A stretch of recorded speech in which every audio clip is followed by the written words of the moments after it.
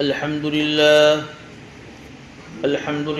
نحمده ونستعينه ونستغفره ونؤمن به ونتوكل عليه ونعوذ بالله من شرور أنفسنا ومن سيئات أعمالنا من يهده الله فلا مضل له ومن يضلله فلا هادي له ونشهد أن لا إله إلا الله وحده لا شريك له ونشهد أن سيدنا ومولانا محمدا عبده ورسوله وبارك وسلم تسليما كثيرا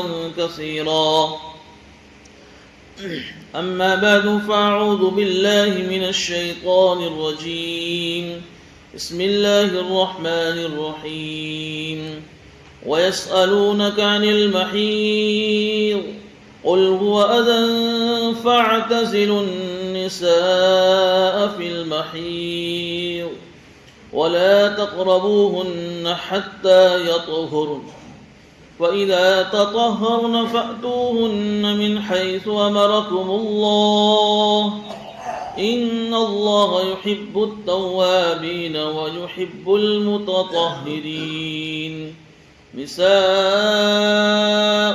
حرث لكم فأتوا حرثكم أنى شئتم وقدموا لأنفسكم واتقوا الله واعلموا أنكم ملاقوه وبشر المؤمنين صدق الله العظيم.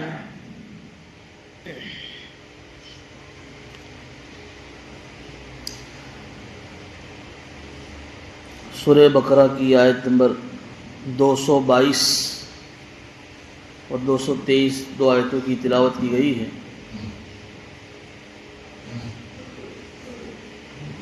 222 کا ہم پہلے ترجمہ سن لیتے ہیں.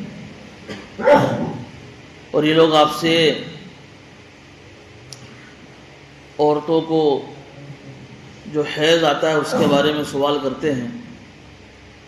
اے نبی جی آپ کہہ دیجئے کہ وہ گندگی ہے، لہذا حیض کے زمانے میں عورتوں سے دور رہو،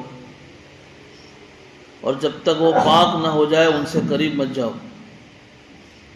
پھر جب وہ پاک ہو جائے تو آپ ان کے پاس اس طریقے سے جاؤ صحبت کے لیے جس طریقے سے اللہ نے تمہیں حکم دیا ہے. بے شک اللہ تعالیٰ توبہ کرنے والے کو اور پاک رہنے والے کو پسند فرماتے ہیں.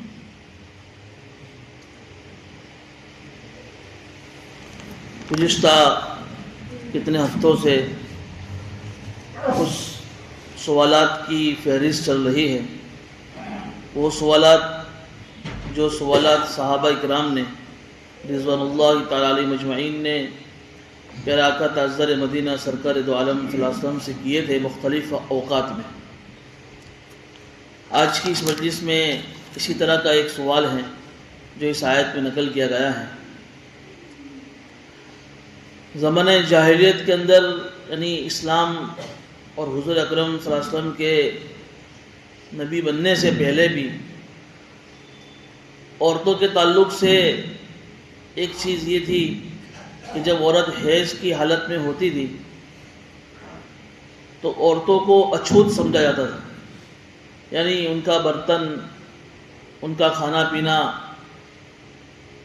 یہاں تک کہ ان کو کمرے سے اور روم سے بھی باہر کر دیا جاتا تھا. اور پھر مدینہ منورہ میں ہجرت کرنے کے بعد وہاں جو پہلے سے قوم آباد تھی یہود، ان کے یہاں بھی یہی تصور تھا عورتوں کے تعلق سے کہ بالکل حیض کے زمانے میں عورتوں کے ساتھ نفرت کی جاتی تھی.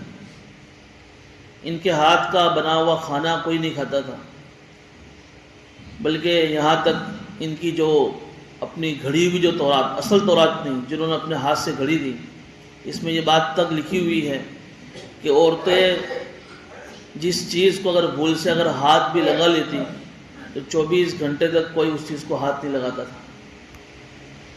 اور آج بھی دیکھیے ہمارے یہاں، ہمارے اس دیار میں، ہمارے اس وطن میں بھی، ہماری جو دوسری قومیں آباد ہیں، ان کے یہاں بھی یہی تصور چلا رہا ہے۔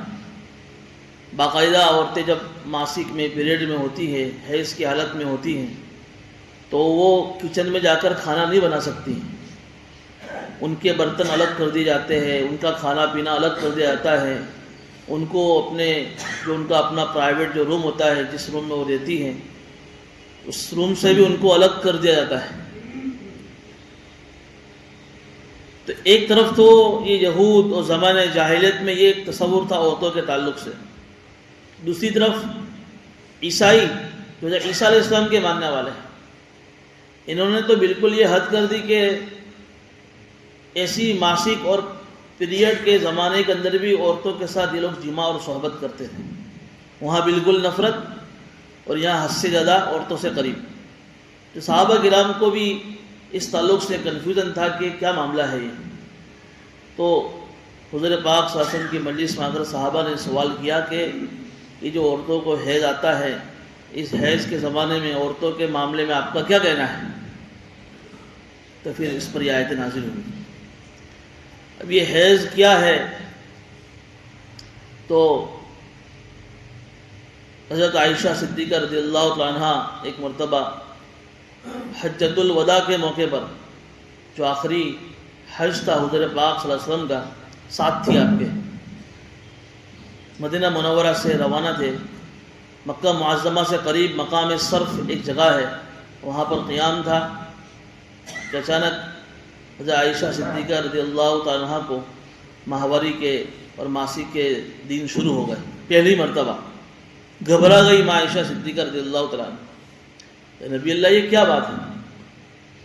تو حضور پاک صلی اللہ علیہ وسلم نے ارشاد فرمایا، ھذا شیء کتب اللہ علی بنات آدم، یہ اللہ کی طرف سے ایک چیز ہے طے کردہ جو اللہ نے آدم علیہ السلام کی عورتوں کے اوپر لکھ دی۔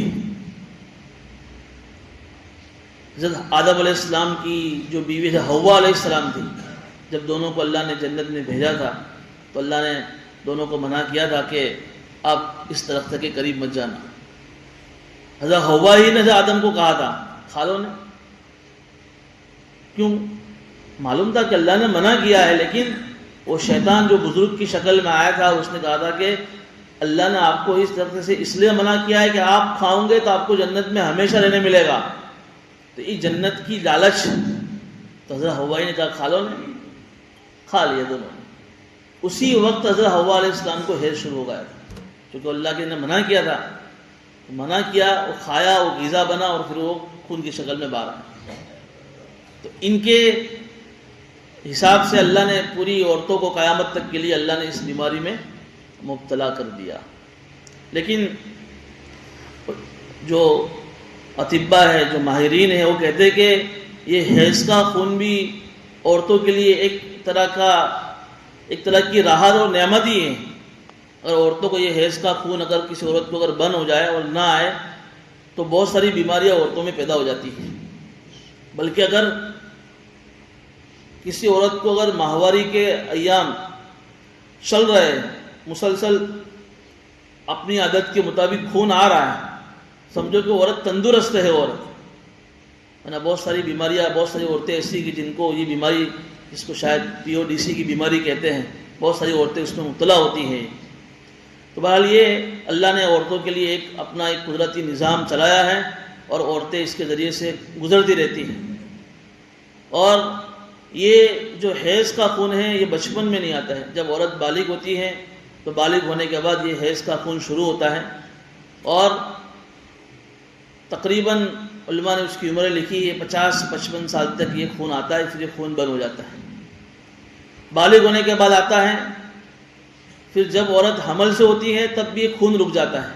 اللہ تعالیٰ نے عجیب نظام بنایا ہے کہ جب وہ حمل ٹھہر جاتا ہے تو رحم دانے کا جب منہ بند ہو جاتا ہے، پھر اللہ اپنی قدرت سے اس میں بچے کی جب پیدائش کرتے ہیں تو اللہ تعالیٰ نے اس عورت کے خون کو بچے کی غذا کا ذریعہ بنا دیا۔ یہ اللہ کا عجیب نظام ہے۔ لیکن اللہ نے ہے تو گندگی، آگے آ رہا ہے قل ھو اذن، ایک طرف غذا بھی اللہ نے بنایا ہے۔ اب اللہ تو جس نے پوری کائنات کو بنایا ہے، اور انسان اس کائنات کا دلہا ہے سمجھو، جو سب سے اونچی مخلوق ہے، یہ دنیا میں آنی تھی، اس کو قرآن کی تلاوت کرنی تھی، اس کو زبان سے اللہ کا ذکر کرنا تھا، اور دنیا سے زبان سے اور بھی بہت ساری اچھی باتیں اس کو بولنی تھی.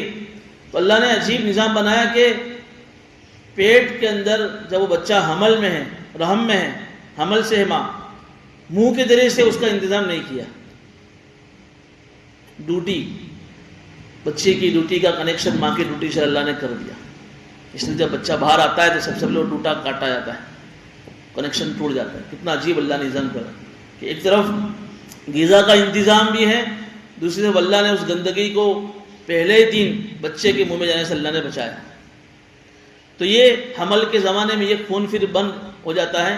پھر جب وہ بچہ باہر آتا ہے تو پھر وہ نفاس کا خون شروع ہوتا ہے، پھر یہ کئی دنوں تک چلتا ہے. تو بہرحال یہ حیض کا خون ہوتا ہے جو عورتوں کو آتا ہے. تو اس سلسلے میں صحابہ نے سوال کیا تھا کہ یا نبی اللہ یہ کیا معاملہ ہے، کیا کرے جب عورت حیض کی حالت میں ہو؟ تو قرآن نے اس کا جواب دیا قل هو اذن، یہ گندگی ہے. ایک ترجمہ تو اس کا یہ کریں گے، اذن یعنی گندگی. اس کا ایک ترجمہ یہ بھی کر سکتے ہیں قل هو اذن یعنی یہ حیض کا جو خون ہوتا ہے سراسر یہ نقصان دہ ہے. دو ترجمے. تو کیا کریں گے؟ گندگی ہے. عورتیں حیض کے زمانے میں خون کے اندر لت پت ہوتی ہیں، تو گندگی ہونے کی وجہ سے اس زمانے میں شیطان بہت زیادہ قریب رہتا ہے. اگر تم اس زمانے میں عورتوں کے پاس جاؤ گے تو ہو سکتا ہے کہ وہ شیطان تمہارے ساتھ بھی لگ سکتا ہے. اللہ نے کہا کہ فاعتزلوا النساء فی المحیض، کہ حیض کے زمانے میں عورتوں سے دور رہو. یا اگر ترجمہ یہ کرتے کہ نقصان دہ ہے، یعنی حیض کے زمانے میں جب عورت کو ماسک کا زمانہ ہوتا ہے اس وقت تو صحبت کرنا یہ تمہارے لیے نقصان کارک ہے. تمام اطباء کا، ماہرین کا، حکیموں کا، ڈاکٹروں کا اس پر اتفاق ہے کہ حیض کی حالت میں عورتوں سے صحبت کرنا یہ نقصان سے خالی نہیں، بلکہ کتابوں میں یہاں تک لکھا ہے کہ آدمی اگر حلال سمجھے بغیر نہیں، ایسے ہی جوش میں آ کر اس نے نادانی میں اگر اس نے اپنی عورت سے صحبت کر لی حیض کے زمانے میں، اور اس زمانے میں حمل ٹھہر گیا اور اس سے جو بچہ پیدا ہوا، اس رات سے جو صحبت کی اس نتیجے میں حمل ٹھہر گیا، اس نتیجے میں بچہ ہوا، تو کتابوں میں لکھا ہے کہ وہ بچہ خامی والا پیدا ہوگا. اس کے بدن میں کوئی نہ کوئی عیب ہوگا.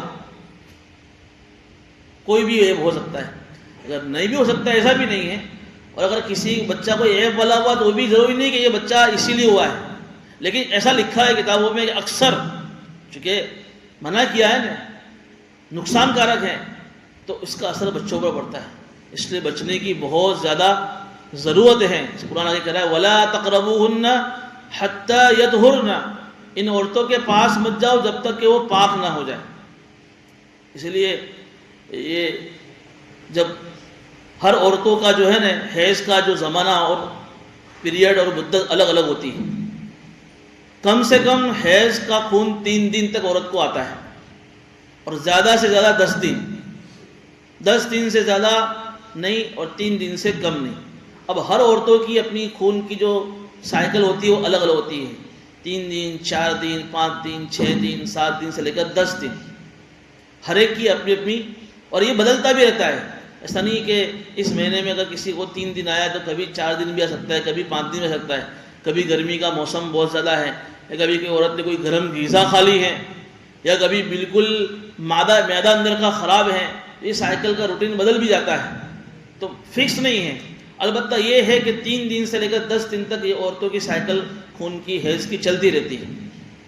تو اس زمانے میں کوئی بھی شوہر اپنی بیوی سے قریب نہ جائے. اب قریب نہ جانے کا مطلب کیا ہے؟ علماء نے لکھا ہے کہ قریب جانے کا مطلب یہ ہے کہ اس سے عورت کی شرمگاہ کے اندر صحبت نہ کرے. اس لیے ہمارا جو حنفی مسلک ہے اس میں لکھا ہے کہ جو ہماری ناف ہے، ناف سے لے کر گھٹنے تک عورت اپنے اوپر کپڑا باندھ لے، اور آدمی اس جگہ کو بغیر کپڑے کے ہاتھ بھی نہ لگائے اور صحبت بھی نہ کرے. البتہ اس کے علاوہ پورے بدن سے آدمی عورت کے پورے بدن سے کھیل سکتا ہے، اس سے فائدہ اٹھا سکتا ہے، اور اس کے ساتھ سو بھی سکتا ہے، اس کے ساتھ کھانا بھی کھا سکتا ہے، اس کے ساتھ جو ہے صحبت کے علاوہ سب کچھ کر سکتا ہے۔ امی جان عائشہ صدیقہ رضی اللہ تعالیٰ عنہ کی روایت موجود ہے کہ میں جب حیض کی حالت میں ہوتی تھی ماسک کے دنوں میں، تو میں اور پیارا آقا تاجدار مدینہ سرکار دو عالم صلی اللہ علیہ وسلم ایک ہی بستر میں سوتے تھے اور ایک ہی لحاف اور رضائی میں سوتے تھے۔ یعنی جو یہودیوں کا جو طرز عمل تھا وہ رد ہو گیا، یہ غلط ہے، یہ اسلام کی خوبی ہے، اسلام کا حسن ہے کہ اس نے ایسے موقع پر بھی عورت کو کتنی جو ہے عزت دی ہے۔ یہ تو اللہ کی طرف سے نا، اس کے بدن کے ظاہری حصے میں تھوڑی کوئی کھل لگا ہے، وہ تو اندر سے ناپا کہ وہاں اس نے اپنا کپڑا باندھا ہے نا، پھر تم اس کے ہاتھ کو ٹچ نہیں کر رہے ہو، تم اس کے ہاتھ کا بنا ہوا کھانا نہیں کھا رہے ہو، یہ کیا بات ہے؟ حضور نے اپنے عمل سے بھی ثابت کر دیا، اور امی جان نے اس کو نقل کر کے قیامت تک آنے والے انسانوں کو بتا دیا۔ ہماری عورتوں کو عائشہ کے اوپر قربان جانا چاہیے۔ حضرت عائشہ نے شرم محسوس نہیں کی ایسے مسائل بتانے میں، حالانکہ یہ معاملہ ایک پرائیویسی والی چیز ہوتی ہے جو کوئی عورت اپنی سہیلیوں کو بھی بعض مرتبہ نہیں بتاتی ہے، کوئی مرد اپنے دوستوں کو بھی نہیں بتاتا ہے، لیکن دین قیامت تک کے لوگوں کو پہنچانا تھا، ایک ایک باتیں حضرت عائشہ نے کھول کھول کر ساری باتیں بیان کر کہ میں جب ماسک کی حالت میں ہوتی تھی تو پیارا آقا تاجدار مدینہ سرکار دو عالم صلی اللہ علیہ وسلم ہم دونوں ایک ہی بستر میں ایک ساتھ سوتے تھے، ایک رضائی میں سوتے تھے۔ اور کبھی ایسا بھی آتا ہے روایتوں میں کہ حضور صلی اللہ علیہ وسلم کبھی کبھی ایک ساتھ دو بستر بھی، تو حجرے چھوٹے ہوتے تھے نا، مشکل سے اندر جایا جاتا تھا۔ وہ روایت آپ نے سنی ہوگی نا کہ امی جان فرماتی ہے کہ جب ماسک کے دنوں میں تو سوئی ہوئی رہتی تھی، پیارا آقا صلی اللہ علیہ وسلم کو جب نماز پڑھنی ہوتی تہجد کو، تو کبھی کبھی سجدہ کرنے میں جو ہے پیارا آقا صلی اللہ علیہ وسلم کو تکلیف پڑتی تھی، یعنی سمجھو کہ 5x5 کا بھی شاید کمرہ نہ ہو۔ تو یہ روایتیں اور یہ قرآن کریم کی آیتوں سے پتہ چلتا ہے کہ صرف صحبت منع ہے، صحبت کے علاوہ تم ان کے ساتھ سو سکتے ہو اور ان کے کسی بدن سے فائدہ اٹھا سکتے ہو، ان کے ہاتھ کا کھانا بنایا ہوا کھا سکتے ہو، ان کے ساتھ ایک ہی کمرے میں، یہ سب جائز ہے۔ جو یہودیوں نے کیا وہ بھی غلط، اور جو عیسائیوں نے بالکل حد سے آگے بڑھ گئے صحبت کرنا شروع، یہ بھی غلط۔ ان دونوں کے درمیان کا راستہ یہ ہے کہ صحبت مت کرو، اس کے علاوہ عورتوں سے سارا فائدہ ہم اٹھا سکتے ہیں۔ تو 3 دن سے لے کر 10 دن کا جو زمانہ ہوتا ہے یہ حیض کا زمانہ ہوتا ہے، حتیٰ یطہر، یہاں تک کہ وہ پاک ہو جائے۔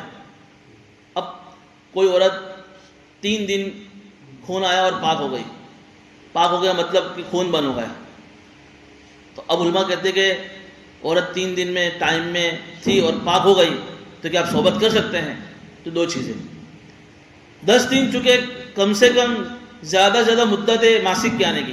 ایک عورت کو اگر 10 دن، 3 دن سے لے کر 10 دن 10 دن تک خون آیا اس کو، 10 دن کے بعد بھی اگر خون آ رہا ہے تو سمجھو کہ یہ حیض کا خون نہیں ہے، کم سے کم کی زیادہ 3 دن کم سے کم، زیادہ 10 دن، 10 دن سے 11 دن بھی ابھی خون چل رہا ہے تو سمجھو کہ یہ حیض کا خون بند ہو گیا ہے۔ اب یہ خون کوئی بیماری کا خون ہے، بعض مرتبہ عورت کے رحم میں کچھ چھوٹی چھوٹی رگیں ہوتی ہیں، وہ پھٹ جاتی ہیں، اس کے خون نکلتا رہتا ہے، تو اب یہ ماسک کا خون نہیں ہے، اب یہ حیض کا خون نہیں ہے، یہ استحاضہ کا کسی بیماری کا خون ہے۔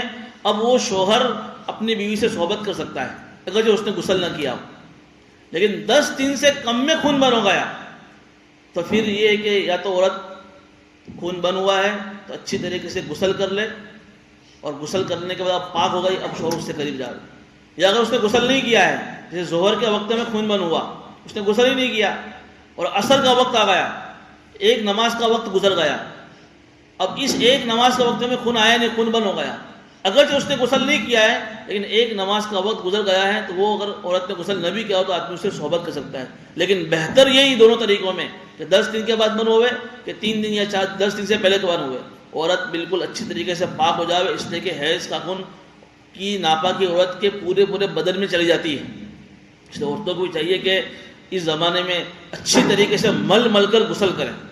ہماری عورتوں کو بھی جو ہے ایسے مسائل ہماری جو آپا ہے وہ سکھانے والی ان کے پاس بھیجنا چاہیے، یا اگر ہم خود بتا سکتے ہیں تو ہمیں ان کو بتانا چاہیے۔ یہ سارے مسائل، ہماری جو بچیاں جوان ہونے کے بالکل قریب ہے، یہ جوان ہو گئی ہیں، اب وہ بڑے مدرسوں میں تو یہ ہوتا ہے مکتب میں کہ عورتیں 12 سال کی ہوتی ہیں ان کو روانہ کر دیا جاتا ہے، اب آگے کے مسائل کے لیے کوئی مرد ان کو، کوئی استاد ان کو نہیں پڑھا سکتا ہے، تو تو ایسی معلمہ یا ایسی آپا ہے یا ایسی عورتیں جو ان کو مسائل بتا جاتی، گھر کی ہماری خود کی ماں ہے، اپنی بچوں کو بھی بتا سکتی ہے اور بتانا چاہیے، یہ بھی دین ہے۔ یہ اکثر بیچاری عورتوں کو اس کا پتہ ہی نہیں ہوتا ہے، اور جانے انجانے میں بہت سارے گناہوں کا آدمی عورتیں اس کی جو ہے شریک ہو جاتی ہیں۔ تو یہ بتایا وَلَا تَقْرَبُوهُنَّ حَتَّى يَطْهُرْنَ، کہ جب تک وہ پاک نہ ہو جائے ان سے قریب نہ ہو۔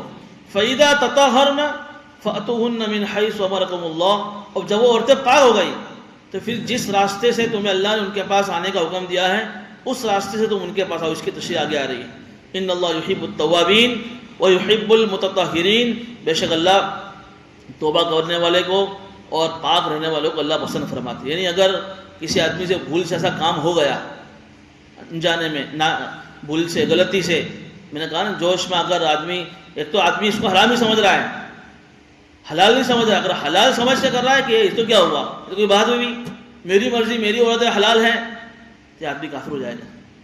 لیکن آدمی اس کو حرام سمجھ رہا ہے کہ قرآن نے منع کیا ہے، یہ آدمی ایک دم جوش میں تھا، اس نے صحبت کر لی، تو پھر وہ اگر اس فعل سے، اگر گناہ سے توبہ کرے گا تو اللہ توبہ کرنے والے کو پسند فرماتے ہیں۔ علماء فرماتے ہیں کہ اس میں کوئی کفارہ نہیں ہے، اگر کسی سے بھول ہو گئی ہے تو اللہ سے توبہ کر لے اور کچھ صدقہ دے دے۔ وَيُحِبُّ الْمُتَطَهِّرِينَ، اور اللہ پاک صاف رہنے والوں کو اللہ پسند فرماتے ہیں۔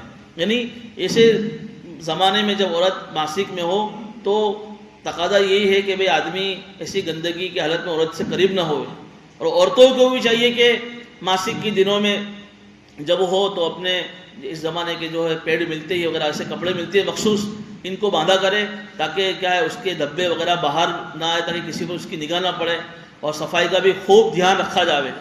بعض مرتبہ بعض عورتیں سستی وغیرہ میں اس کا دھیان نہیں رکھتی ہیں تو خود بھی پریشان ہوتی ہے اور اس کی وجہ سے دوسرے لوگ بھی پریشان ہوتے ہیں۔ تو قرآن نے یہ ایک عام اعلان کر دیا کہ بھئی پاک صاف رہنے والوں کو اللہ پسند فرماتے ہیں۔ تفصیل اس کی آ گئی ہے کہ پاکی صافی کی اسلام میں کتنی اہمیت ہے۔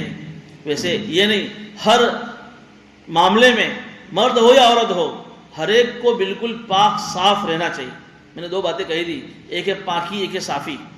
صفائی کا اہتمام تو ہمارے اسلام کے مسلمانوں کے مقابلے میں دوسرے دھرم میں مذہب میں زیادہ ہے۔ آپ کسی ایسے محلے سے نکل جائیے جہاں بالکل کلیئرٹی، کلین، صاف، سوچھ انگڑا ہے، ان کا علاقہ ہے، سمجھ جاؤ گے کسی غیر کا علاقہ ہوگا، کسی غیر مسلم کا ہوگا۔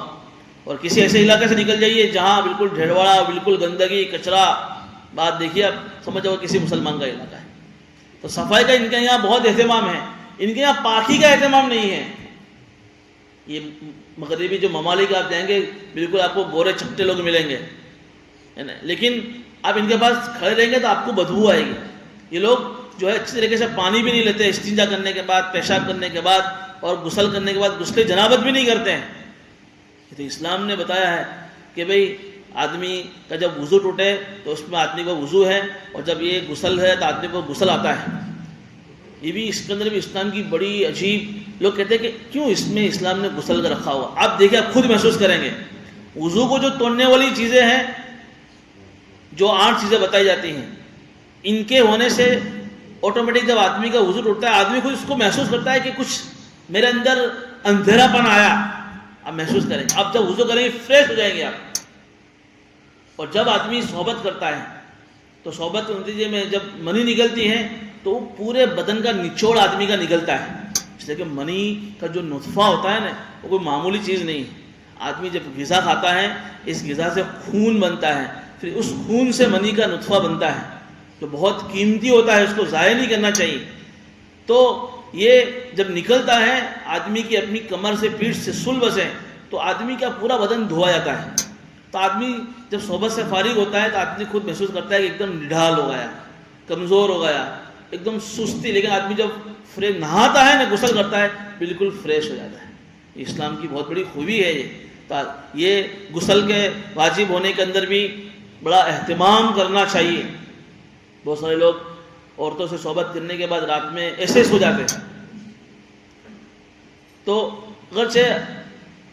اگر آپ ابھی آپ غسل نہیں کر سکتے ہیں تو آپ کم سے کم اتنا کیجئے کہ اپنے باتھ روم میں جائیے، وضو کیجئے، اپنی شرمگاہ کی، استنجے کی جگہ کو اچھی طریقے سے دھوئیے اور وضو کر کے آپ سو جائیے۔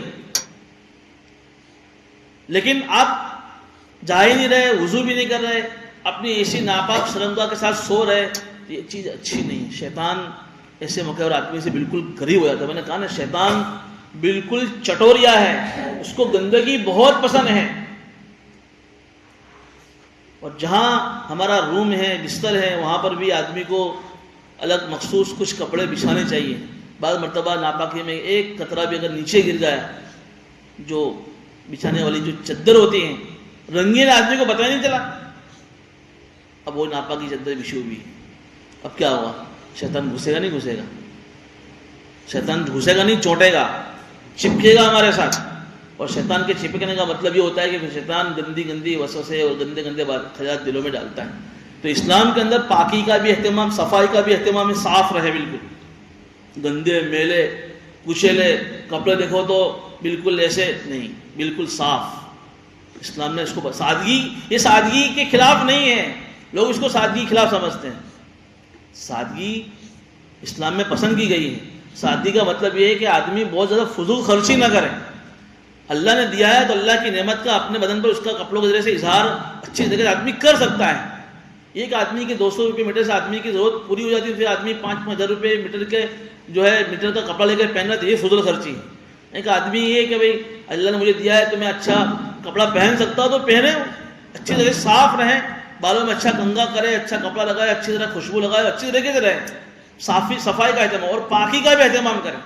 اس لیے اس وقت بھی جب جمعہ کے بیان تو مسلسل 2 ہفتے سے بات ہوئی تھی کہ استنجے کا طریقہ کیا ہے, وضو کا طریقہ کیا ہے, پھر نماز کا پورا یہ پروگرام آپ کو بتایا گیا تھا. تو بہرحال یہاں اللہ کہہ رہے ہیں وَيُحِبُّ الْمُتَطَهِّرِينَ, اللہ پاک صاف رہنے والوں کو اللہ پسند فرماتے ہیں. میں نے ابھی کتاب میں ایک چیز پڑھی, اس میں حضرت شاہ ولی اللہ محدث دہلوی رحمۃ اللہ کی ایک بات نقل کی, مجھے بڑی پسند آئی, میں آپ کو سنا دوں کہ 4 چیزیں ایسی ہیں جو اسلام کے علاوہ تمام مذہب کے اندر بھی اس کو پسند کیا گیا ہے. اس میں ایک طہارت, پاک صاف رہنا. اب طہارت کا مطلب تو یہ کہ پاکی صافی جو میں بتائی, ایک ہماری عقیدے کے اندر بھی طہارت ہونی چاہیے, عقیدے کی پاکیزگی, یعنی کفر سے, شرک سے, اور بھی جتنے بھی جو غلط گندے عقائد ہیں ان سے بھی آدمی کو اپنے آپ کو بچانا چاہیے. مال کی طہارت, مال کی پاکیزگی, مال میں اگر آدمی نے زکوٰۃ نہیں دی ہے تو اس کا بھی مال ناپاک شمار ہوگا. یا اگر مال کی طہارت کا مطلب ہے کہ آدمی اپنے مال میں رشوت, جھوٹ, سود اور جو ہے فراڈ طریقے سے آدمی مال نہ کمائے, تو ایک چیز یہ ہے. دوسری چیز ہے اخبات, عاجزی اللہ کو بہت پسند ہے. اس لیے اللہ نے جو بھی ہمیں جو فرائض دیے ہیں نا, نماز, روزہ, حج, زکوٰۃ, آپ اس میں دیکھیں گے کہ ایک طرح کی بندے کی اللہ کے سامنے عاجزی ہوتی ہے. اور تیسری چیز ہے سماحت, یعنی گندی اور خسیس اور حقیر چیزوں سے آدمی اپنے آپ کو بچائے. تمام طرح کے گناہ یا پسند نہیں کہ آدمی کو اس سے اپنے آپ کو بچانا چاہیے. اور چوتھی چیز ہے عدالت, زندگی کے ہر معاملے میں آدمی انصاف کو لازم پکڑے اور کسی پر ظلم نہ کرے. نمبر 1 طہارت, نمبر 2 عاجزی, نمبر 3 ہے حقیر و گندی چیزوں سے اپنے آپ کو بچانا, اور نمبر 4 پر ہے عدالت, انصاف. میرا اپنا بھی معاملہ ہے تو وہاں بھی میں انصاف کروں گا.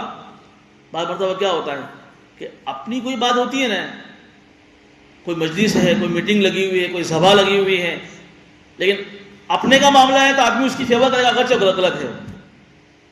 بھائی میرا بھتیجا ہے, بھائی میری بھتیجی ہے, اگرچہ وہ غلط ہے لیکن آدمی پھر بھی اس کی فیور کرتا ہے, صحیح نہیں ہے. قوا انفسکم, شہادت کے معاملے میں آ رہا ہے, اگرچہ گواہی سچی دو, اگرچہ اپنے ماں باپ کے خلاف ہو, اپنے اولاد کے خلاف ہو اور اپنے خلاف ہو. انصاف آدمی اس وقت چھوڑتا ہے, بہت اہم معاملہ ہوتا ہے. دوسرے کے معاملے میں آدمی بہت انصاف کرے گا, اپنے کا کوئی معاملہ آتا ہے نا وہ آدمی پھر ظلم کرتا ہے. ہماری ذات سے کسی کے اوپر ظلم نہیں ہونا چاہیے. اللہ تعالیٰ ظلم کو پسند نہیں کرتا ہے. سورہ یہ جمعہ کے خطبات میں آپ روزانہ دوسرے خطبے میں آپ یہ آیت سنتے ہیں, ان اللہ یأمر بالعدل والاحسان وایتاء ذی القربى. 3 چیزوں کا اللہ نے حکم دیا ہے.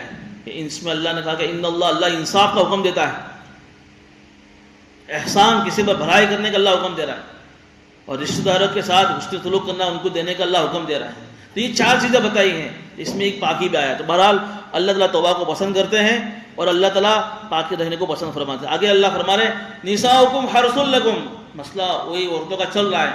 تمہاری عورتیں تمہارے لیے کھیتیاں ہیں. فأتوا حرثکم انا شئتم, تم جس طریقے سے چاہو اپنی کھیتی کے پاس آؤ.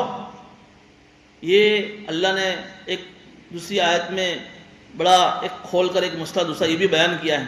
یہاں بھی یہودیوں کی ایک بات کی تردید ہے. اصل میں دیکھیے اللہ نے عورتوں کو کھیتی کے ساتھ اللہ نے تشبیہ دی ہے. تمہاری عورتیں تمہارے لیے کیا ہے؟ کھیتی. کیا مطلب؟ کھیتی کا مطلب یہ ہوتا ہے کہ آدمی جب کھیتی کرتا ہے، جب زمین کے اندر جب آدمی بیج ڈالتا ہے، تو بیج ڈالنے سے مقصود کیا ہوتا ہے آدمی کا؟ کھیتی کرنے سے کہ اس سے آدمی بہت سارے اناج، غلے، پھل، فروٹ، میوے آدمی اگائے اس سے، اور آدمی اس سے فائدہ حاصل کرے. تو اللہ نے اس آیت میں ایک دھیما اشارہ یہ کر دیا کہ تمہاری عورتیں تمہارے لیے کھیتیاں کا مطلب یہ ہے کہ تم شادی کر کے عورتوں کو اپنے گھروں میں لائے ہو تو صرف خواہش پوری کرنے کا ذریعہ مت بناؤ. یہ تو پوری ہوگی ہوگی. مقصود اصل یہ ہے کہ اس نکاح کے ذریعے سے اللہ تعالیٰ تمہیں اولاد کی نعمت سے مالامال کرے اور اللہ کی نبی صلی اللہ علیہ وسلم کی امت کی نسلوں میں اضافہ ہو. تو عورت کو اللہ نے کیا بتایا؟ کھیتی بتایا. تو آدمی کا جو اپنا نطفہ ہے، یہ نطفہ کیا ہے؟ بیج ہے. اور اس بیج کو جب آدمی اپنے کھیتی میں ڈالتا ہے تو اللہ اولاد کی شکل میں پیداوار آدمی کو دیتا ہے. اب یہود کے اندر یہ تھا کہ وہ لوگ یہ کہتے تھے کہ آگے کی جو شرمگاہ ہے عورتوں کی، جس سے عورت پیشاب کرتی ہے، وہ یہ کہتے تھے کہ بھئی آگے کی راستے سے عورت سے صحبت کرنے کے لیے ایک ہی طریقہ فکس ہے، آگے سے صحبت کرو اور سیدھے بالکل صحبت کرو. پیچھے سے آگے کے حصے میں تم عورت سے صحبت نہیں کر سکتے.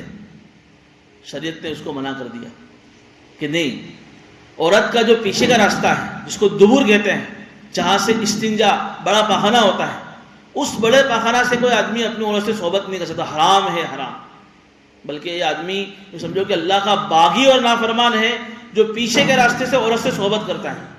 راستہ ایک ہی ہے، آگے والی شرمگاہ، لیکن طریقہ اس کا کوئی بھی آدمی اختیار کر سکتا ہے، عورت کو لٹا کر، بٹھا کر، جیسے بھی، لیکن آگے کے راستے سے آدمی اپنی عورت سے صحبت کرے. یہود کہتے ہیں کہ کوئی بھی طریقہ نہیں چلے گا، آگے کے راستے سے، آگے سے ہی. اسلام کہتے ہیں کہ کسی بھی راستے سے. کتنا کھول کر یہ مسئلہ قرآن نے بیان کیا، اور حضور نے بھی اپنی احادیث سے ایک مسئلہ کھول کر بیان کیا ہے. اس لیے یہ مسئلہ ہم بھی بغیر کسی شرم کے بیان کرتے ہیں کہ یہ دین ہے، اس کو سننے میں بھی ثواب ہے. کوئی یوں سمجھے کہ ایسی کھول کر باتیں کیوں بیان کی جا رہی ہیں. قرآن جب بیان کر رہا ہے، حضور جب حدیث کے ذریعے سے امت کے سامنے بیان کر رہے ہیں، تو پھر ہم کیوں بیان نہیں کر سکتے؟ تو نساؤکم حرث لکم، تمہاری عورتیں تمہارے لیے کھیتی کا مطلب یہ ہے کہ بھئی آگے کے راستے کھیتی، چونکہ عورت کھیتی ہے تو کھیتی کا مطلب یہ ہوا کہ اس عورت کے جیسے تمہیں اگر اولاد چاہیے تو وہ آگے سے ہی ملے گی. البتہ فَأْتُوا حَرْثَكُمْ أَنَّ شِئْتُمْ، آگے کے راستے سے صحبت کرنے میں تم جو بھی طریقہ اختیار کرو، اس کو لٹا کر، بٹھا کر، جو بھی تم طریقہ پسند کرتے ہو، اس طریقے میں کوئی قید نہیں. کتنی آزادی دی ہے. تمہیں جس طریقے سے لذت آتی ہو اس طریقے سے تم لذت پوری کرو، لیکن راستہ کون سا ہونا چاہیے؟ آگے کا ہونا چاہیے. ایک بات تو آپ کو سمجھ میں آ گئی. دوسری بات، اس عورت کو کھیتی کے ساتھ تشبیہ دینے میں دو باتیں اور بھی سمجھنے کی ہیں. آدمی جب کسی زمین میں کھیتی کرتا ہے تو زمین کتنی اچھی پسند کرتا ہے. بھئی کیسی زمین چاہیے؟ زمین ظاہر اعتبار سے بھی فرد روپ ہو، کھیتی کے لائق ہو. بن کھیتی لائق زمین کو آدمی کھیتی نہیں کر سکتا. ایک کھیتی لائق، ایک بن کھیتی لائق.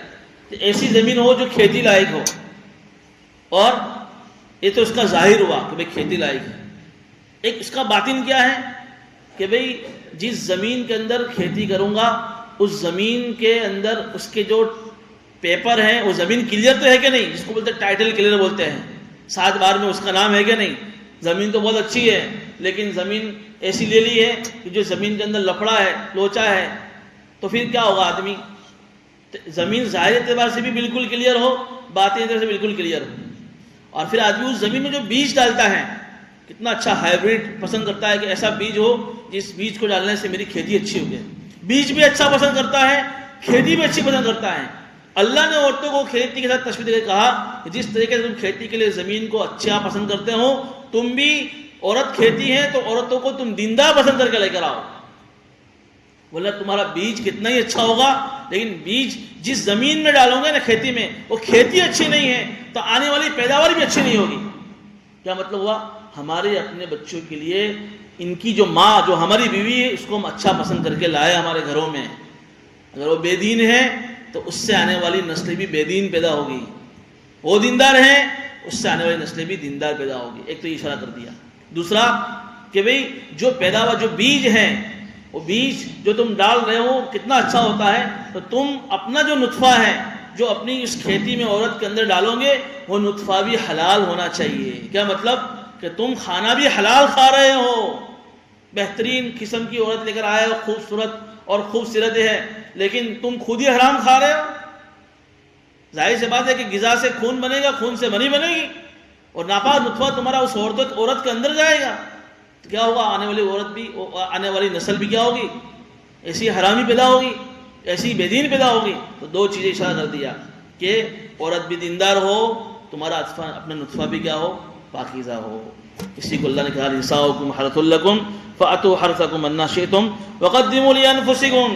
اور یاد رکھنا عورتوں کے ساتھ صحبت کے چکر میں اپنی آخرت کو مت بھول جانا۔ وقدموا لانفسکم، اللہ کے لیے آگے بھی کچھ بھیجتے رہنا اپنی آخرت کے لیے بھی، یعنی یہاں بھی اللہ نے آخرت کی عہد دلا دیا، جسے نکاح کے خطبے میں بار بار بتایا تھا نا کہ وہ 3 آیتیں خطبے میں پڑھی تھی، تقویٰ تقویٰ اللہ سے، یہاں اللہ نے یہاں بھی وہی مضمون اللہ واپس لایا ہے کہ بھئی ٹھیک ہے اللہ نے تمہیں عورت دی ہے، حلال طریقے سے تم اپنی جائز خواہش پوری کر سکتے ہو، لیکن یہ نہیں کہ تم نے اس کو اپنا مقصود بنا لیا ہے، بس ہر وقت اسی کی فکر ہے، ہر وقت آدمی کے دل میں اسی کے خیالات، ہر وقت یہی۔ وقدموا لانفسکم، اپنے لیے آگے کچھ بھیجو۔ واتقوا اللہ، اور اللہ سے ڈرتے رہو، کہیں تم سے کوئی گناہ کا کام نہ ہو جائے عورت کے سلسلے میں۔ وَاعْلَمُوا، اور یہ بھی جان لو کہ ایک دن تمہیں اللہ سے ملنا ہے، اس کو بھول مت جانا کہ کس سے ملاقات کرنی ہے؟ اللہ سے کرنی ہے۔ لَيْسَ بَيْنَهُ وَبَيْنَ اللَّهِ تَرْجُمَانٌ۔ آج تو اللہ اور ہمارے درمیان میں 70,000 نور کے پردے، ہم دنیا کی آنکھ سے اللہ کو نہیں دیکھ سکتے۔ وہاں تو معاملہ کیا ہوگا؟ بیچ میں کوئی ٹرانسلیٹر نہیں ہوگا، کوئی ترجمہ نہیں کرنے والا ہوگا، اللہ ہی ڈائریکٹ بات کرے گا۔ کبھی سوچو تو صحیح، رات میں بیٹھ کر کیا منظر ہوگا۔ اللہ نور السماوات والارض، اللہ تو آسمان و زمین کا نور ہے، کیسا اللہ کے اوپر نور ہوگا، اللہ کیسے ہوں گے، اور اللہ ایسی حالت میں اللہ ہم سے باتیں کریں گے، اور اللہ وہ 5 سوال ہم سے کریں گے، ہم کیا کریں گے؟ اللہ نے وہی کہا واتقوا اللہ واعلموا انکم ملاقوہ، اور تم جان لو کہ اللہ سے تمہیں ملنا ہے۔ وبشر المؤمنین، کہ نبی جی ایسے ایمان والوں کو تم بشارت سنا دو جو ہر وقت اللہ سے ڈرتے رہتے ہیں اور اللہ سے ملاقات کا انہیں یقین رہتا ہے اور اپنے لیے آخرت کی تیاری میں لگے رہتے ہیں۔ ایسے ایمان والوں کو تم بس خوشخبری سنا دو کہ اللہ ان کو رسوا نہیں کرے گا، اللہ ان کو ذلیل نہیں کرے گا۔ بہرحال آج کا جو ہمارا یہ درس تھا بڑا اہم ہے، اس لحاظ سے کہ بڑے اہم مسائل اس میں آئے ہیں، ہماری عورتوں کو بھی جو ہے یہ مسائل بتانے چاہیے، یہ بھی دین کا حصہ ہیں۔ ہم یہ سمجھتے ہیں کہ عورت کی دینداری کا مطلب صرف نماز روزہ نہیں ہے، یہ چیز میں یہاں ایک چیز آپ کو یہ بھی کلیئر کر دوں، دینداری دینداری دینداری، تو ہم نے کچھ مخصوص عمل کا نام دینداری رکھ دیا ہے۔ بھئی عورت کیسی ہے؟ 5 ٹائم کی نماز کی پابند ہے، بھئی ایسی ہے، یہ ایک حصہ ہے عبادت کا، دین کا۔ عورت کی دینداری کا مطلب یہ ہے کہ ماں باپ کی ذمہ داری یہ ہے کہ شادی کے بعد عورت کو اپنی شادی کے بعد والی لائف کیسے گزارنی ہے، اپنا لائف پارٹنر کے ساتھ کیسے اس کو کیسے یہ بھی سکھایا جائے، کیسے شوہر کو خوش کرنا، کیسے اس کا دل جتنا، کیسے اپنی سسرالی زندگی میں اچھی طریقے سے رہنا تاکہ وہ زندگی گھر شادی کے بعد کی اس کا گھر جو ہے جنت کا نمونہ بنے۔ اس کے ایجوکیشن اور اس کے پڑھائی اور بڑھتر کے چکر میں ماں باپ بھی سکھاتے ہی نہیں۔ میں نے جمعہ کے بیان میں ایک لفظ یہ بھی کہا تھا، جب مولانا سجاد صاحب نعمانی دامت برکاتہم نے ایک اپنے عورتوں کے بیان میں مجھے بڑا پسند آیا کہ اگر تمہارے شوہر کو بھوک لگی ہوگی تو تمہاری عورتوں سے کہا کہ تمہارے شوہر کو اگر بھوک لگی ہے تو شوہر کے دل جتنے کا سبب تمہاری تہجد نہیں بنے گا، تمہارے ہاتھ کا اچھا بنا ہوا کھانا یہ تمہارے شوہر کے دل جتنے کا سبب بنے گا۔ تہجد اپنی جگہ پر ہے، تو پڑھ، منع نہیں ہے، لیکن یہ تو شوہر کو بھوک لگی ہے، تجھے کھانا بنانا ہی نہیں آتا ہے، تجھے برتن مانجنا ہی نہیں آتا ہے، تو تو اپنے شوہر کو کیسے خوش رکھے گی؟ یہ بھی دینداری ہے کہ اپنے ہاتھ سے ایسا کھانا بنا جائے جس سے ہمارا شوہر خوش ہو جائے۔ اور شوہروں سے بھی کہا کہ اگر عورتیں اچھا کھانا بنا کر کھلاتی ہیں تو اب زبانوں سے تعریف کرو ان کی، کنجوسی مت کو، یہاں مرد کنجوسی کرتے ہیں۔